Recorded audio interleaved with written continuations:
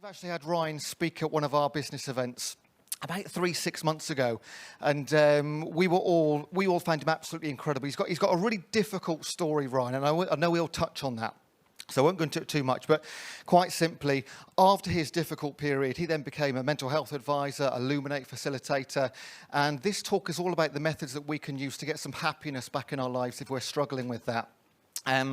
Now, a couple of the methods Ryan used in his process was both boxing and cage fighting. Okay, so I'm not condoning that to everybody go and try that, but it is a bit of a surprise that those two were of his options, because I think you'll agree when you see him, he looks like a bit of a wimp. So without any further ado, I'm going to run that way really quickly. Please put your hands together for Ryan Ridgeway, ladies and gents. Wow, got a cheer. Go on. Thank you for that warm welcome and the offer of a fight afterwards, so I'll see you out in the car park.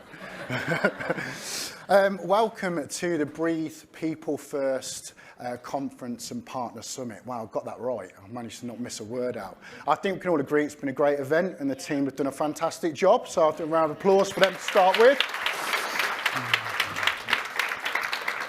So my name's Ryan. I'm going to be doing laps of this and get my steps up. You'll feel like you're in a tennis match in the middle. My name's Ryan. A bit more about my background. I was the deputy manager for the NHS 111 service 5 years ago. Everyone heard of that? The non-emergency number? And within that service, someone said to me, do you want to be a mental health first aider? I said, what's that? Is that something we're doing now, mental health first aid? I've done physical first aid for accidents, trips, slips, falls. Did that course and fell in love with it. It connected the dots for me personally with my own journey, but sadly I was using those skills weekly, sometimes daily, compared to the 3 or 4 times I've ever gone to an accident and applied physical first aid. So it showed how many people need this level of support. I'm also a support worker in a mental health service, and the most important part of my journey is I've had my own story with mental illness. I've lived with it from about the age of 12. And I can't believe I get to say this, great team, but it was only almost a year ago to the day that I was sectioned under the Mental Health Act for suicidal crisis and psychosis. So where relevant, I'll bring that story to life for you. And I don't plan on going back, the food's terrible. What we're going to talk about today is finding happiness in a post-pandemic world. Now, I saw a few of you cringe then. Pandemic? Are we still talking about that? But it's okay. We're going to close the chapter on this book and look at how we can move forward and create this space of well-being in the smaller things, the little things in life. So what we're going to cover is what is languishing and how can we overcome it, the 4 happiness hormones, reconnecting with your passions, the things that we enjoy doing, and finding joy in the little things. What is languishing? I am going to ask for some interaction. Don't worry, those in the front, you're not in the splash zone. I'm not going to pick on anyone. But that's an interesting word, languishing. Anyone got any definition or idea of what that is? Yeah, that's pretty much what I thought when I saw it. Luckily, we have a definition here. Not the dog. That's just a happy picture to increase our oxytocin, one of the happy hormones. Languishing is a sense of stagnation and emptiness. It feels as if you're muddling through your days, looking at your life through a foggy windshield. Almost like we've lost that HD view of the world. Like things are a bit meh, a bit numb, a bit just stuck in the middle. What I'm going to get you to do is discuss with a person next to you, and if you haven't got anyone next to you, then work as a 3. I'm going to get you to discuss the things that you enjoy doing, the activities where you lose your sense of time and place and focus fully on the task in front of you. So I want you to share some ideas with each other. Now, please, it is a HR conference and summit. Try and keep it clean and legal. I know that doesn't leave a lot. If that's the case, just say I'm out, pass. So have a chat and I'll ask for some interaction and some ideas after. What are the tasks you enjoy doing?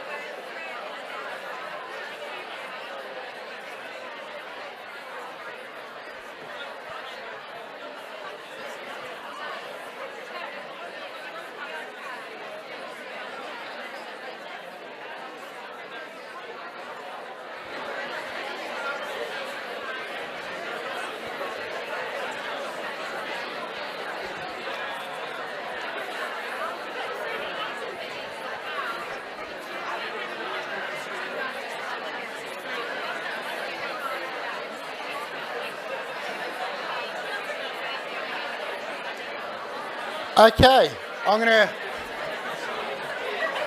bring it back in and ask for some contributions. I was worried that no one was going to say anything and that had been really dry. And when the team at Breathe said you're a lively group, they weren't joking, were they? I think I could just gone for a coffee break for an hour and come back and you'd still been talking. So these tasks, these things we do that we enjoy, not because of the output, not because it's productive, not because we need to get it done, the things we enjoy doing. Who's happy to share? What did you discuss? Perfect, thank you. I think we've got a rolling microphone, but if we haven't, I'm going to come down because boxing MMA has left me a little bit hard of hearing. I'm a runner. A runner, love that. Running, been doing it a while? 3 years. 3 years, amazing. Competitively, marathons, for fun? Endurance. I love that. Running, exercise, any level of physical movement increases the production and release of serotonin, one of the happy mood chemicals. Do you run outside or on a treadmill? Outside, double bubble, vitamin D for a natural daylight, getting more of that today, right? Feels a bit more summer. In nature, oh, triple. That's also proven to be a great activity for our mental health and well-being. Thank you for that. What else?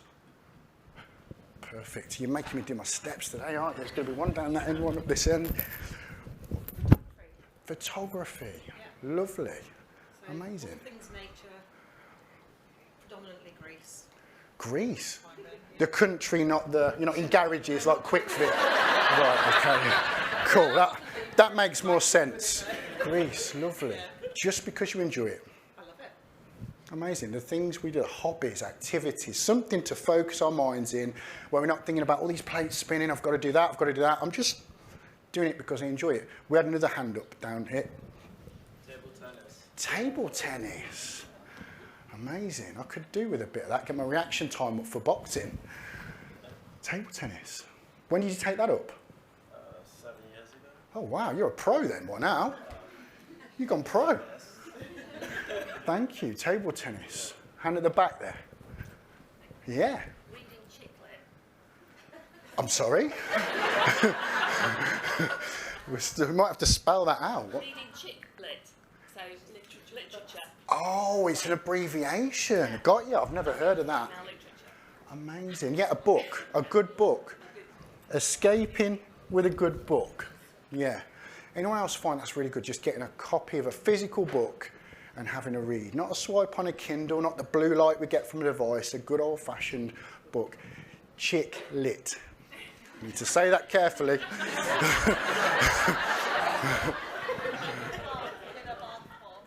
Having a bath with a bath bomb. Love that. Love it. Glass of wine as well? No, just the... Some bubbles, like, there's just nothing better after a long, stressful day. Absolutely. Lock the door. We're not being the parent, the partner, the professional. It's just us being us, having a bath, or a bath, if you're from around here. I was a bit... Give me one more thing that someone likes to do. Let's get down this end of the room now. We'll go two more, because your hands went straight up. What do you enjoy doing? Crochet. Knitting. No. Oh, no. I've offended someone. Get your terminology right. Right.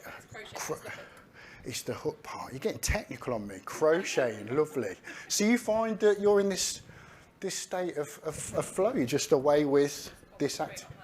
Amazing. I love that. And then the last one. I love walking down the beach and seeing the sea. There's something about seeing the sea. Oh, she wanted to know she lives by the beach, by the sea. That's what it was. Absolutely, there's something relaxing about nature, the sea, having a walk on the beach. Fab. We're all different. This is person-centered. What works for me will be different for anyone else. We're all unique individuals. But I firmly believe that by sharing our lived experience, what we do, it might form part of someone else's survival guide. You might share what you do. It might be chick lit, and then someone tries that, and they go, well, actually, that really helped me, because normally the things I enjoy I do, it's an outcome. It's because I've got to do it. It's because it's productive. And it's really important we get back to these things that we enjoy doing, just because we enjoy doing them, because we've got this continuum for our mental health, and it's generalized, it's extreme. At one end of the scale, you've got mental illness. I've been firmly in that space for quite some times, especially a year ago, and my diagnosis is obsessive compulsive disorder. It's an anxiety disorder. Often people think that it's straightening things, being really neat, and it did start when I was 12 with switch the light switch on and off 20 times, otherwise your parents would die, but then it evolves and it grows and it's much, much more than that. So I've had to build my toolkit of things I can do to protect and improve my mental health at any point. In the middle, we've got that numb space, languishing, and then at the other end, we've got flourishing, thriving, living in a space of well-being. The more things we add to that toolkit, the better it will be. We can pull them out on any given day because we will grow and evolve and adapt and have to adapt with the challenges that life throws at us. Because who here in this audience today can say this? And if you can, I'm going to give you this and you're going to come up here because we want to do your training or your course. Who here can say they're going to navigate through life, get to the end, drop the mic and say, life completed, that was easy, no problem whatsoever. We're all going to face challenges in life that will move us along this spectrum. What significant life event might I go through that could have a negative effect on my mental health and move me down that end of this continuum? Yeah, absolutely, loss. Fact of life, we all might face losing someone we love. What significant life event might I go through that would move me towards the positive end of the spectrum, the continuum?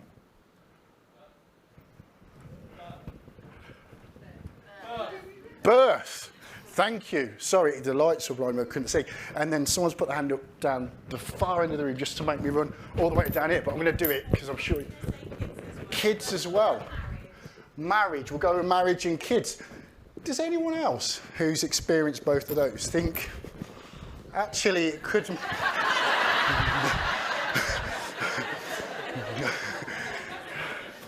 Yeah, kids. Gotta love them. But trust me, they can push me down this end of the scale. 5-year-old and a 10-year-old. I'm step-parent, not even step-dad, we're not married. Who here who has kids has the manual for how to operate these little humans? Because I am winging it daily. I have no idea what I'm doing. What might I do day to day that could have a negative effect on my mental health? You know, the habitual behaviours, the things we might do week on week. Sleep. Sleep, yeah. Who here enjoys a good restful night's sleep? Those with kids won't have experienced this in quite some time, I imagine, with the 5-year-old waking you up at midnight every night, getting into bed, and I have to go and sleep in the little bed with the unicorn pillows. True story. Yeah, sleep, a good restful night's sleep. That's harder to achieve these days, a good restful night's sleep, because of things like blue light. Has anyone heard of or can tell us what blue light is? Phones, yeah. Screen time. That's it. It's from devices, screen time, phones. It affects our levels of melatonin, which regulates how well and deep we sleep. Would you agree we're spending, or have spent, in the last 2 years, I'm going to mention the word again, during the pandemic, longer on screens than ever before? Yeah, absolutely. So distancing ourselves from those screens where possible, and that is tricky to create those boundaries, because you can probably, if you're anything like me, wake up in the morning, click the kettle on, let me check the work emails, let me have a little clear out. Last thing at night in bed, let me have a clear out. That blue light is telling us to stay awake. Back in my day, and I get to say that at the age of 41, I've been waiting all my life to say that. Back in my day, you left the office space, and that was it. And then at some point during that working career, someone said, here's a work laptop. You think, that's great. Okay, I can do a bit of work at the weekend. And then phones appeared. So that work-life balance, the time we spend in front of screens, is worth considering, because it does affect that great point you made. Sleep, it's our download time. It's our time to decompress. So given that, what we're going to do now is we're going to have a bit of a digital detox. We're going to log off for a little bit from life, not being the professional, the partner or the parent, just you being you. And if you're comfortable, and I promise I'm not going to come around and tickle you or anything, I wouldn't do that. It's a HR conference. We're being dragged in front of a committee. I'm going to get you to close your eyes. We're going to do a little bit of what you might consider a meditation. If you're not comfortable closing your eyes, that's fine. And if you're standing up and you're doing it, it's probably best you sit down. Often people don't know how to meditate, but there's no right or wrong way. There's lots of different methods, lots of different ways. And when someone introduced it to me, I thought I was supposed to be sat all zen and cross-legged in the sunshine, thinking of nothing, and I found it impossible. But meditation, you can just tune out from the outside world, think inward, and focus on the senses. I want you to picture in your minds a beautiful woodland setting. An amazing day like today. Nice and sunny outside, everyone's happy, everyone's jovial. And you just stood there in the sunshine, thinking about the senses, feeling the sun on your face, listening to the birds in the trees. Just taking a moment from this busy 24/7 world where you don't have to do anything other than this. There's nothing productive to do. There's nothing to achieve. It's just you, being present, conscious, aware. Listen for the sounds you can hear. Work through the senses. What can you hear?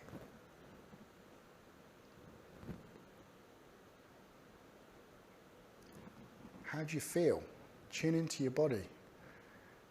Your breathing, sensations in your fingers. Are there any areas of your body that are tense and tight? Your shoulders, your arms, your jaw.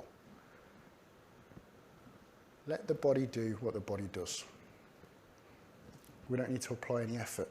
No effort needed. But how often do we take this time for us?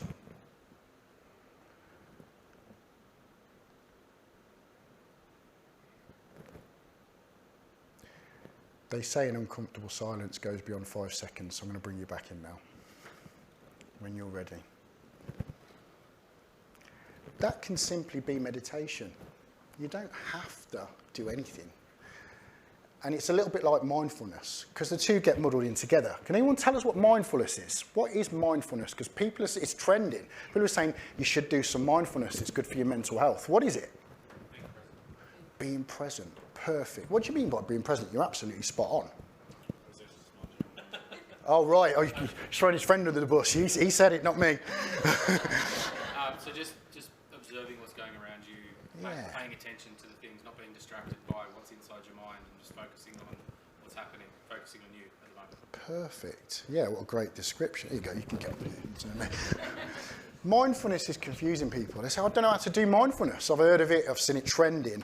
It could be exactly like that fantastic explanation there. It could be as profound as Eckhart Tolle is the power of now, being present and conscious and aware. It could just be those few minutes like you just experienced, where you stand on your doorstep of a morning with your coffee or your tea in your hand, without your phone in your hand, enjoying the sensory experience of the world.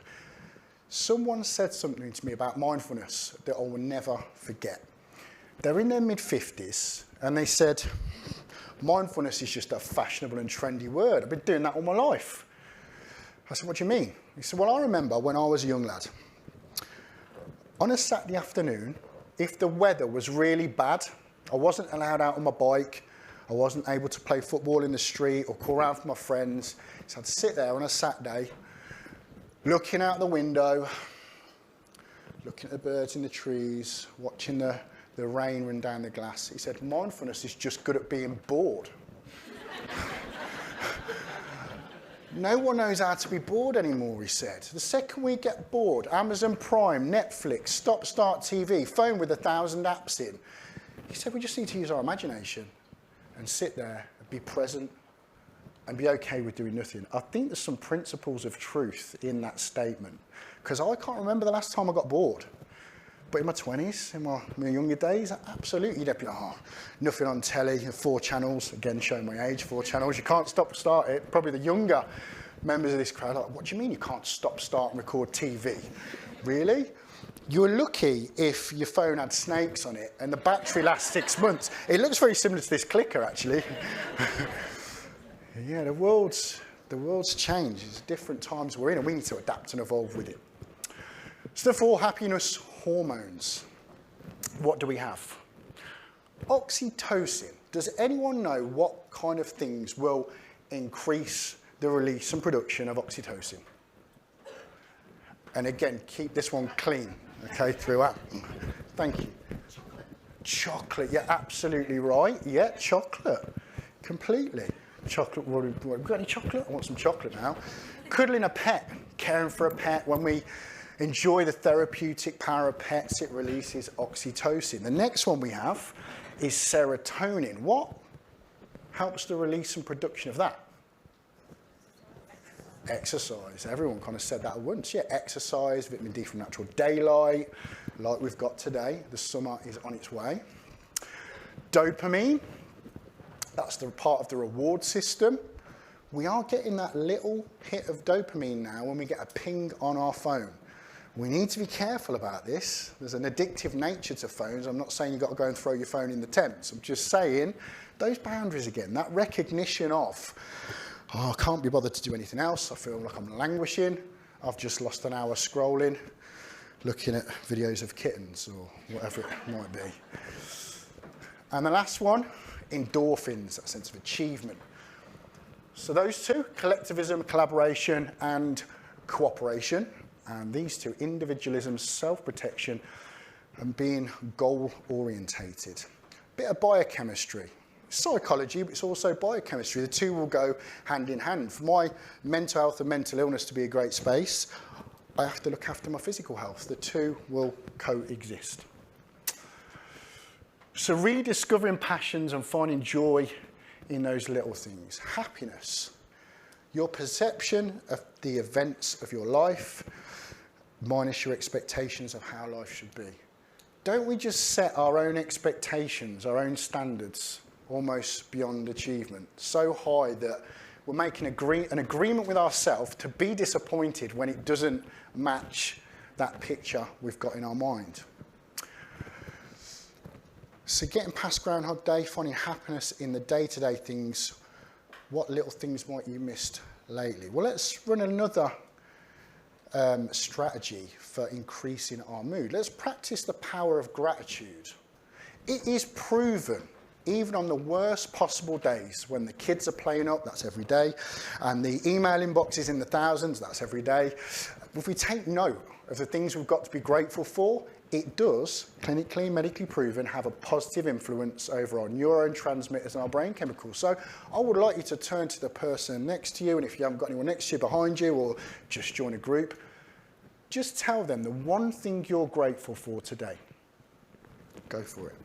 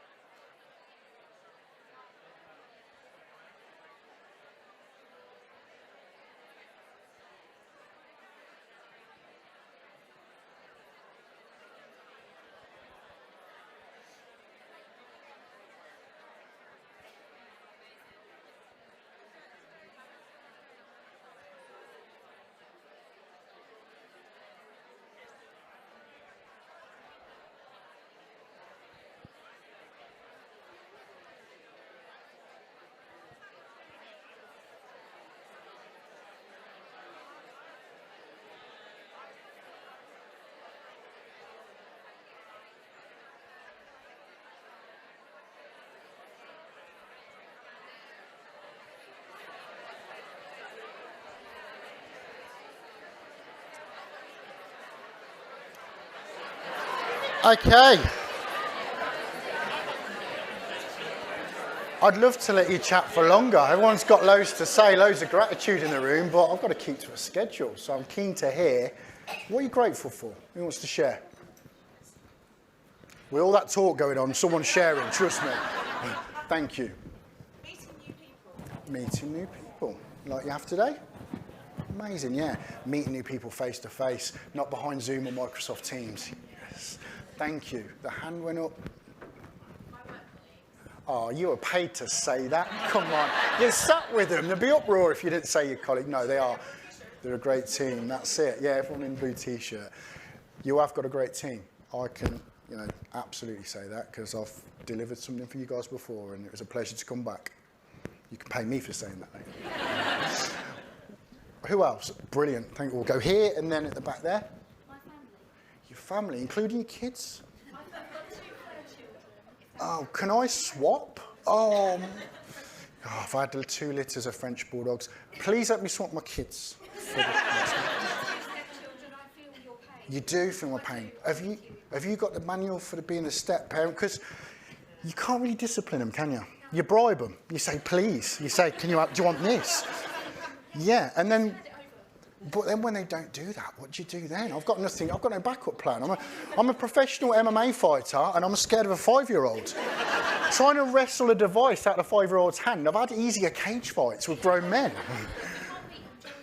Right.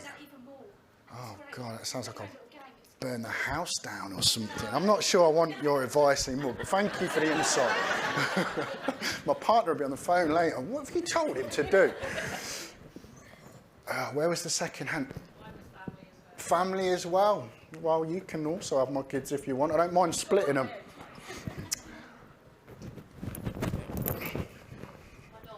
Your dog.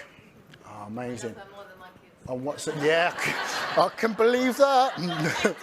Absolutely. They're not here. We can say what we want. We're at a conference. Yeah, absolutely. What's the dog's name? Roxy. And what breed? Make me jealous. She's half a Dr. Bordeaux, which you had on the screen. That was the... Half American Bulldog. Oh, wow. That's A lot of the breed team have met. that sounds like a horse, not a dog. She is. Yeah, amazing. We'll have one more. Health. Brilliant, absolutely. You know what?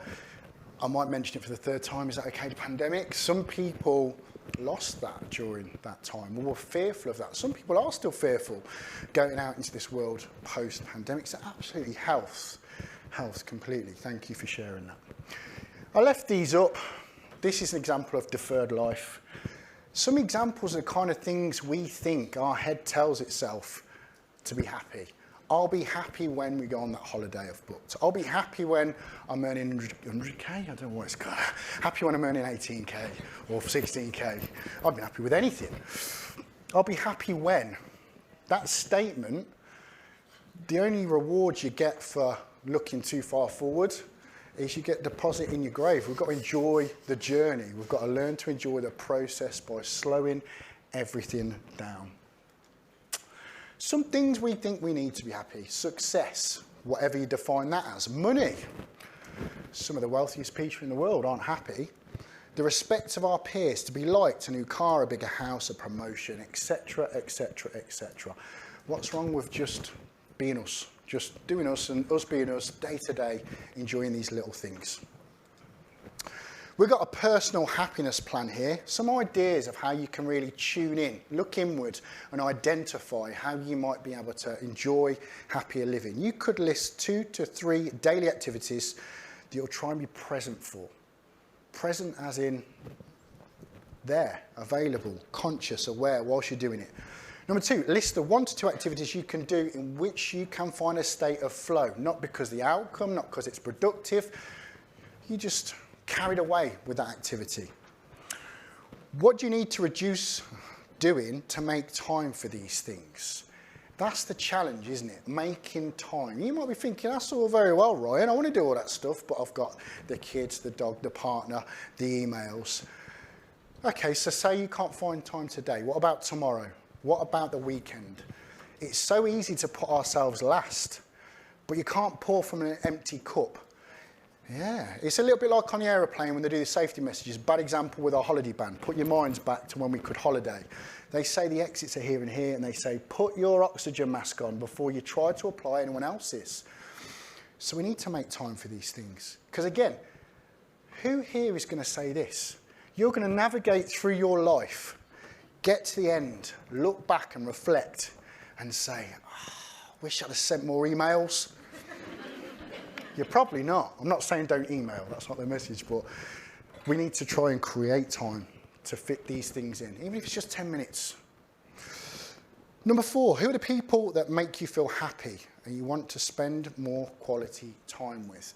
We've all got our group of friends, I'm sure. Now, if your group of friends are anything like mine, you've got those people who you can talk to. They're non-judgmental, they're great listeners, they're not just waiting to tell you about them. And then you've got the friends at the other end who you're not going to get that response. So identify in your world, who are the people you can depend on, make you feel happy, enjoy spending time with. What can you do to bring more fun and play into your life? And can you make a commitment to do 3 things next week that will increase your happiness? I think we should all make that agreement with each other, that we try and do that. At least one thing, just because we want to do it.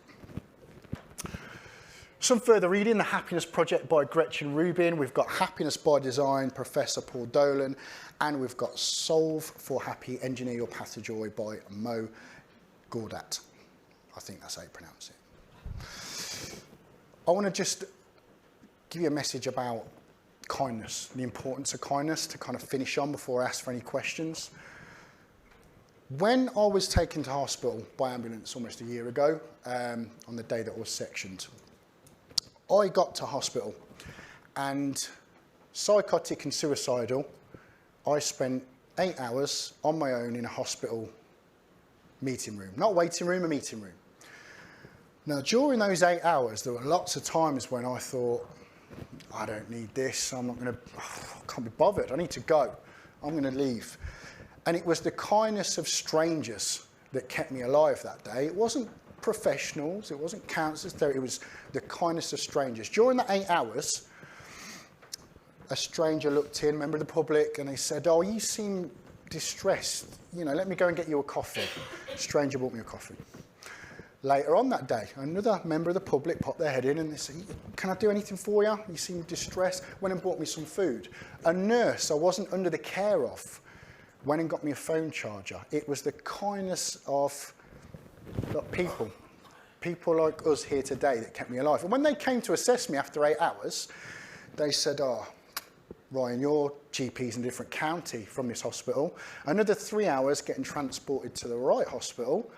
And when I got there, the crisis team said, you haven't tried to kill yourself today, so we're going to let you out.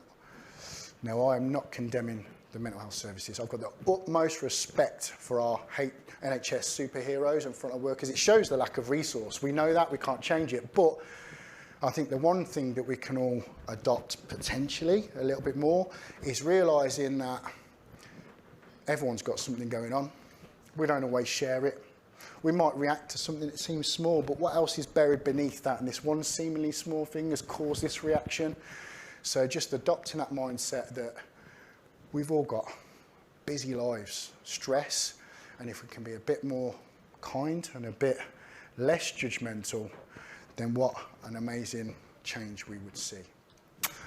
I want to open it up for any questions there are now, and you can't offend me. So if you want to ask anything about my lived experience or journey, then you can. It's absolutely fine. Try and ask a question I know the answer to, though, not like, Battle of Hastings or anything from school that I'm not going to remember. Ryan, I think everybody in this room probably knows somebody that either has a mental health problem or suffered in one way. I myself have, my brother tried to take his own life. Right. Thank you for sharing that. 10 years on, he still struggles. I'm really keen to understand what's helped you. You said a year on. Yeah. What was Yeah. the inspiration for you to help you get to this point where you can move on, talk to everyone? Yeah, great question. Thank you for sharing that personal journey as well. Like I said, we've all got lived experience, and sharing it normalises, usualises these conversations, so massive respect for that. I suffered from about the age of 12, and most of that struggle wasn't because of the wrong medication or the wrong counsel or therapy. It's because of judgment, stigma, lack of awareness, discrimination and bullying. You know, those comments that people would say back in the day, well, that's weird, that's strange. There was a lack of understanding. So it's been a pretty rocky road. Hopefully I'm the last of that generation. You know, my dad was kind of stuck in the middle where you didn't really talk about mental health, but he did a bit. My granddad, if I said to my granddad, I feel really down, he'd probably look at me with a blank face. And if I said that to my great-granddad, he'd give me a clip round the ear and said, pull your socks up, son, you'll bring shame on the family. So hopefully we're seeing less of that. And it's been a combination of things. There's no short way of answering it. You know, there's a reason for my decline last year, a few significant factors. I might mention the pandemic for a fourth time. Can I get away with that? I'm like, pandemic. And I went sober. That's one of the significant factors. So I went sober on my 40th birthday. You think, right, I'm going to sort my life out at 40. Let's quit drinking altogether. But what I didn't realise is by removing that coping strategy of a lifetime, you know, not heavily involved in drinking, just that's how I decompressed and not being on the right medication. 1% at a time, I become more unwell. One thing, though, that has helped me immensely. Has anyone heard of Cambo with a K? No? You've seen it? You might have heard something about it? Okay, so Cambo with a K. I'll go and have a Cambo therapy done once a month. It is by far, for me personally, I'm talking from personal experience, I'm not recommending it, I'm not a clinician, the single most effective thing I've ever found for my mental health, my mental illness. So I'll go to a place where there's a qualified, because there's a qualification in this, surprisingly, qualified Cambo practitioner. He will get the secretion of the Amazonian tree frog called Cambo, and the Amazonian natives have been doing this for thousands of years. He will burn me. He'll put the secretion of the tree frog into my lymphatic system. I will projectile vomit for about 30 minutes, and then for the next 4 weeks, I feel absolutely clear and incredible. And it's only £200 for the hour. Any takers? It is legal. I'm going to say that. We're in a room of HR aficionados, and it's non-psychoactive, just in case anyone thought, oh, we're talking about substance misuse. Cambo with a K. Now, they've been doing this for thousands of years in the Amazon. And, you know, dare say they struggle less with things like mental health issues, stressors, and stuff like that. That's what the trends show us. It's called the therapy of the forest. So I'm going to be projectile vomiting once a month, every month this year, because it makes me not feel sedated, not feel high, just clear. That internal dialogue, that bully in my head, that voice, we're at peace when I've had Cambo. So there's lots of different things out there that are unique, cutting edge, diverse, and that's why I do this, because I might share that with someone and they try it and they go, what? Cambo? Never heard of it, but I've tried it and it's helped me. So that's why I'm in this, for the passion, not the profit. Great question. We had a question down at the front here. I'm intrigued to know how the boxing helps, because my son turns to boxing Right. for his mental health, and I can't get my head around it, really. Got ya. Well, everyone's different. So I'd ask him, I'd say, why do you enjoy it and what do you get from it? It's been a helpful coping strategy for me, a way of channeling energy, and it's exercise, and it gives you a goal, a purpose, you know, if you're competing. But it's also been used negatively. So back in my 20s, boxing and cage fighting was my method of self-harming behaviour. People often identify self-harming methods and behaviours with cutting and burning, but it's any activity where the intention of the person is to cause harm and distress themselves. So I would go boxing and sparring, and I wouldn't defend myself. I wanted to get that inner scream out.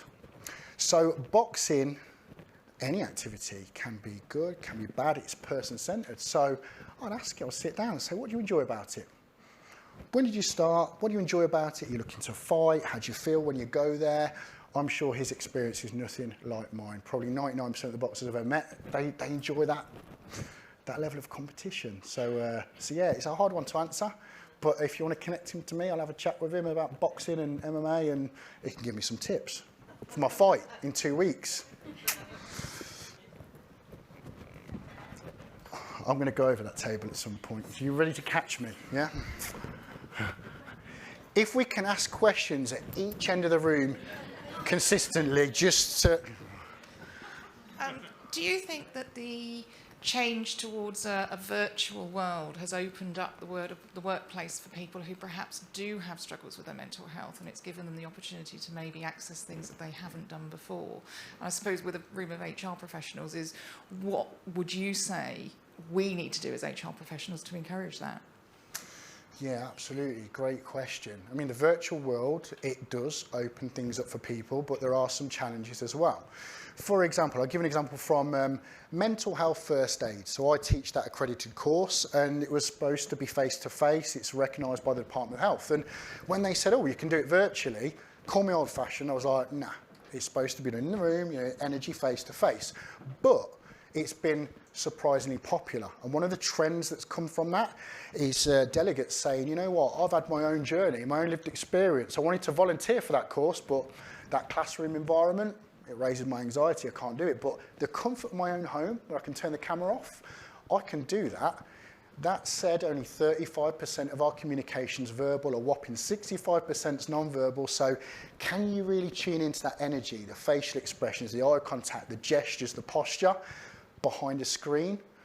And also, it's a little bit like that Instagram lifestyle. This is my perfect life, but we don't really know what's to the left and to the right. So again, no easy way of answering it, but just an awareness that there's all this stuff going on that I think we're going to have to adapt to, because would you agree the virtual world is here to stay?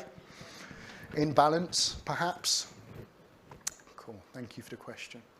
Any other questions? Brilliant, they're doing it. They're running it down this end and then back that end.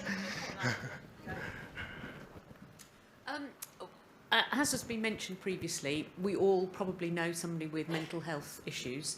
And as a mental health first aider, you're trained to teach, to help people who are perhaps not your family members. Yeah. So what sort of support can you give to somebody who is a close family member, who you know has had mental health issues?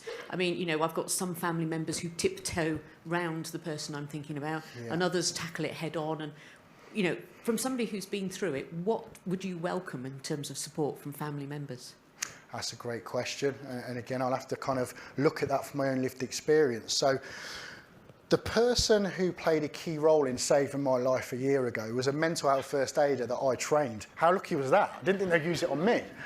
I trained my partner, Jamie, and her stylist. She owns a salon. She said, you know what, we're almost like counsellors and therapists. We've cut people's hair for 10 years and they're saying about this and that. So I qualified the team. Good job, I did. And she applied patience. She was persistent. She was creative with how she kept reaching out, because she'd reach out to me and say, how you feeling? And I had that mask on, that guard up. I'm fine, leave me alone. But the tiredness in the eyes started to appear. There was that change in appearance, energy and mood. So she kept reaching out softly, softly in different ways, until a point when I was ready to open up and talk. Because you can't force change. You can't force this layer of support on someone. That person needs to be ready to engage, open up and share and talk, as I did. But how often do you see this? Someone will reach out, that person rejects their help, and this person says, oh, I can't help him, he won't talk to me. But she had some of that, and through patient, persistent kindness, found a way of getting me to open up. But it was floods of tears, by the way, and I'm comfortable saying that now. In my 20s, I wouldn't have said, I don't cry, I'm a cage fighter. I cry regularly, I need to. It keeps me happy. Thank you. Hopefully that answered some of your question. And there's a great app called the Hub of Hope, which is a mental health services directory. You put in town or postcode, you filter by what you're looking for, and it comes with loads and loads and loads of supports, not-for-profits, organisations. So as HR amazing professionals, I'd encourage you to download the Hub of Hope, because it will have all of those on and more. Are there any more questions before I start to conclude? Brilliant. Your hand went straight up. You're like, oh, I'm asking this question. How are you feeling today? How is your mental health today? What an amazingly kind question. Can we have a round of applause for that lovely question? Thank you. How I'm feeling today? Let me think about that. I want to give your question an honest answer. I'm feeling really good. I'm feeling really grateful to be out doing what I enjoy. I'm feeling extremely grateful to the Breathe team for inviting me in. There's a little bit of nerves subsided now because we're almost at the end of the session. I didn't fall over anything. My anxiety and stress is building because in 2 weeks' time, I will be stepping into a ring to box with all of the money going towards 2 fantastic mental health charities. A local one that pay for counselling and fund therapy, because we all know you can't get counselling and therapy tomorrow. There's a wait time. And an organisation called We Are Hummingbird. They believe in turning the tap off early, going into schools and providing mental health support. And I've released this GoFundMe page, and I doubled my target in 6 days, which I'm so moved by. I really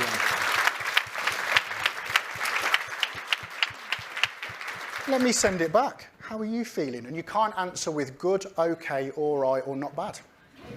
It's been a brilliant day. Oh, I agree. We'll have a round of applause for that as well.